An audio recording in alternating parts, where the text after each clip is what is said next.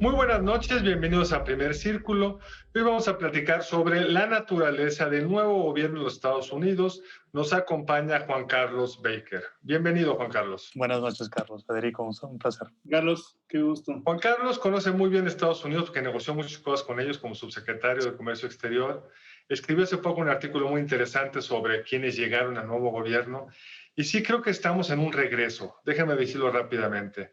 Hubo una camada de funcionarios que estuvieron en el poder los últimos 4 años del presidente Calderón y los primeros 4 años del presidente Peña Nieto, y muchos de ellos regresan en distintas posiciones. Y eso nos da algunas pistas interesantes. ¿Cuáles son esas pistas, Juan Carlos? Bueno, mira, yo creo que sin duda nos vamos a encontrar con dos cosas, Carlos. Primero, que a diferencia de lo que vimos con el gobierno del presidente Trump, que pues valoraba más el tipo de personaje según la lealtad que le profesaba que el tipo de capacidad técnica o de capacidad política que tuviera, con el presidente Biden pues eso no va a suceder.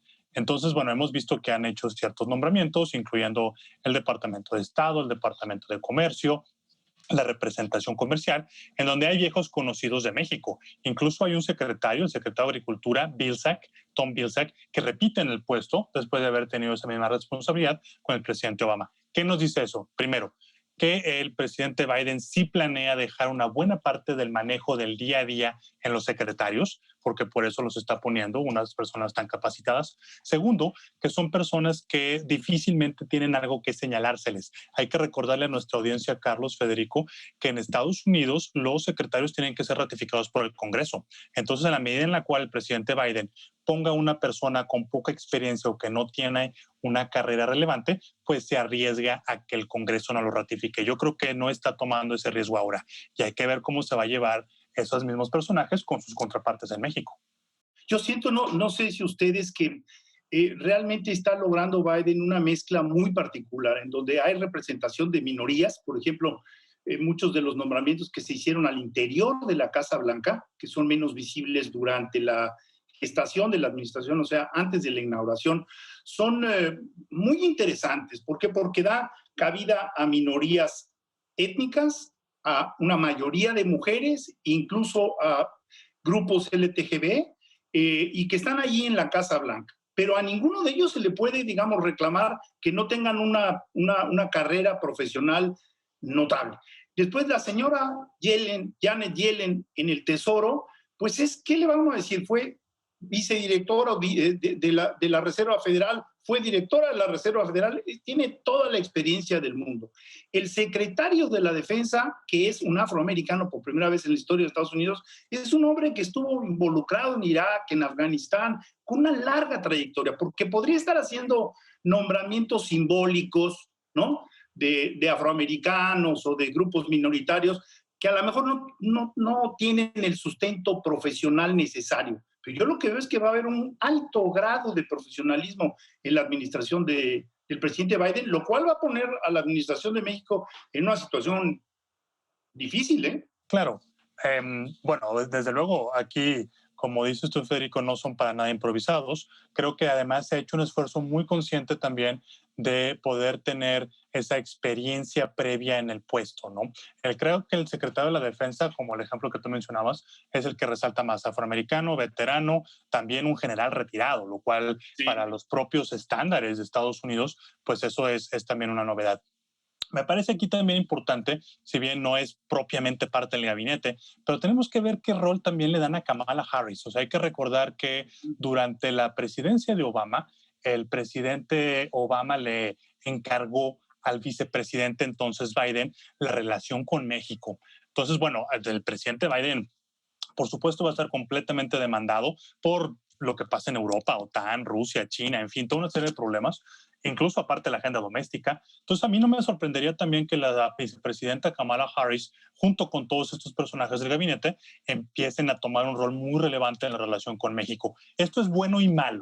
Es bueno en el sentido de que sabemos que no va a estar sujeto a la serie de cosas que pasaban, por ejemplo, con Trump, que todos nos despertábamos viendo a ver qué venía en Twitter, ¿no? Y a ver qué novedad iba a ser la del día. Entonces, en ese aspecto es más predecible, pero también creo que en la manera en la cual los temas empiecen a ligarse, pues la atención del presidente Biden puede estar dirigida hacia otros lados y no necesariamente a México. Ahora, cuando cambia un gobierno y el otro no, uno de los retos es que el gobierno, en este caso el mexicano, que ya se acostumbró a hacer las cosas de cierta forma, puede tener muchos problemas en ajustarse, porque la regla del juego del gobierno de Trump y de AMLO es que importaban los presidentes y nada más. Ahora que todos estos secretarios van a tener que hablar con el presidente López Obrador porque sus contrapartes no están acostumbradas a este tipo de relación. ¿Cómo te imaginas esa dinámica? Bueno, en circunstancias normales yo les diría que eso pasa de manera orgánica. Yo recuerdo transiciones previas en ambos países, en donde para el momento en el cual los presidentes se sentaban, ya había toda una batería de temas, preguntas, contactos, etcétera. Ahora no fue así.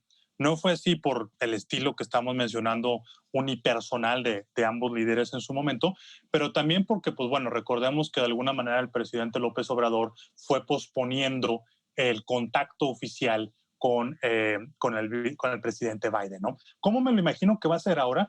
Yo creo que se van a apoyar mucho en los pocos funcionarios de carrera que todavía quedan. En Hacienda hay muchísimos, en Economía, en Cancillería, no se diga en el Banco de México, la Embajada en Washington, que también va a tener otro reto, la salida de la embajadora Marta Bárcenas y la llegada del embajador Esteban Moctezuma cuando lo ratifique el Senado. Pero me imagino que en una primera instancia todo el diálogo va a ser un diálogo completamente técnico, va a ser un diálogo que va a tener como objetivo formar una agenda y no necesariamente darle una visión ya más estratégica o de largo plazo. No porque no la tenga, sino porque pues simplemente eso tiene que venir de unos niveles diferentes de toma de decisiones que va a tomar más tiempo que se puedan poner de acuerdo. ¿Qué opinas de la llamada telefónica de hace un par de días, que luego fue mucho, que ahora la vemos con la llamada con Putin de hoy, mucho menos calurosa? Sí, mira, yo leí los comunicados, tanto en inglés como en español, para que no hubiera ahí cuestiones de que se pierda en la traducción, y creo que fue una llamada cordial, así a secas. Me llamó mucho la atención que la misma llamada o el mismo comunicado que estaba reportando la conversación con Justin Trudeau hablaba de enfrentar el COVID, hablaba del tema económico, hablaba de toda una serie de cosas mucho más amplio que de alguna manera te reflejan más la intensidad de la relación de lo que se reflejó con México. Yo creo que fue una llamada de cortesía, no esperaba yo muchísimo detalle, pero también pienso que puede ser un error que todo otra vez vuelva a ser migración, porque si vemos el contenido de ese comunicado, pues hablan de la migración, hablan de la caravana que viene, pues bueno, se acordó cerrar las fronteras, pero creo que es ingenuo pensar que la caravana se va a disolver nada más de esa manera. Entonces, fue una llamada cordial. A mí me gustó mucho el discurso de inauguración de Biden, pero es un discurso que para México tiene consecuencias. Por ejemplo, la condena a la mentira.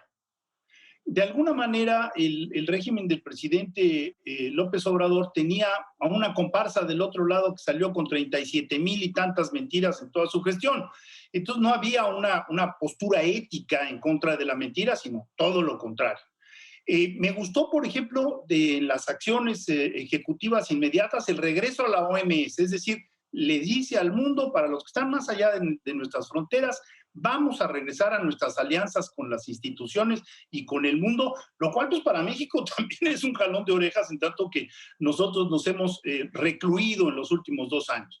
Hay un compromiso firmado por parte de todos los miembros del Ejecutivo en el sentido de comprometerse a las mayores medidas sanitarias y la petición a la ciudadanía de que durante 100 días usen por solidaridad patriótica, creo que es la expresión, el cubrebocas. Entonces, por todos lados son incomodidades, ¿no? Porque pues, el uso del cubrebocas, el respeto a la OMS, el respaldo a la OMS, el compromiso ético de los servidores públicos, el carácter de protección a los migrantes, el restablecimiento con de relaciones con el mundo musulmán. Es decir, el individuo regresó a los Estados Unidos a una agenda universal de la cual México debe ser parte.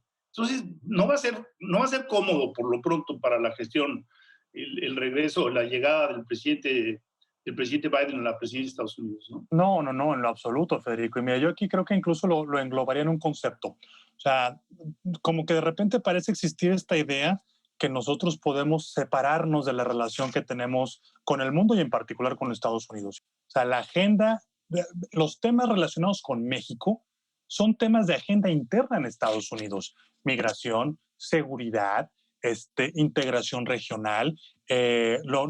Otra de las cosas ejecutivas, de las órdenes ejecutivas que se firmaron, el regreso al Acuerdo de París, mientras el énfasis en las energías limpias y renovables, mientras que en México, en todos esos temas que son, insisto, de agenda interna en Estados Unidos, pues hemos dado señales que vamos más bien para otro lado. Entonces, sí, de entrada, incómodo.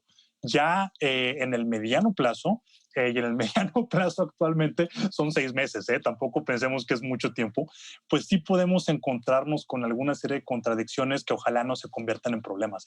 Sí, por ejemplo, la expresión en el discurso de inauguración sobre el grito, dice, del planeta y el regreso a los acuerdos de París, pues nos pone en una situación muy complicada, porque ese es un compromiso de él y de Harris y del secretario, por supuesto, del Medio Ambiente, y además ha hecho designaciones muy ad hoc. Por ejemplo, lo de migración y la designación de Jacobson para los asuntos de frontera sur, pues sí tiene toda una implicación. ¿Por qué? Porque todos están comprometidos ahí en derechos humanos. Y también armas, también mencionaron armas. Entonces, por todas partes, en muy pocas horas hay vientos nuevos que van a obligar a que México, creo yo, para fortuna del país, rectifique, ¿no? Pero incluso hay algunas herencias que les dejó el saliente, refiriéndonos a armas, Federico.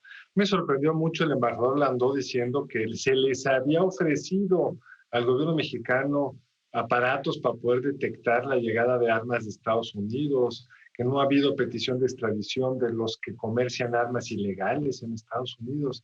Entonces ya ahí empezó la apretada de orejas. O sea, ¿tú qué estás haciendo?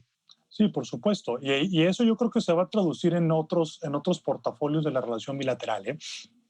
Por supuesto, digo, ya hablamos de la parte de energías, ya hablamos de la parte de seguridad.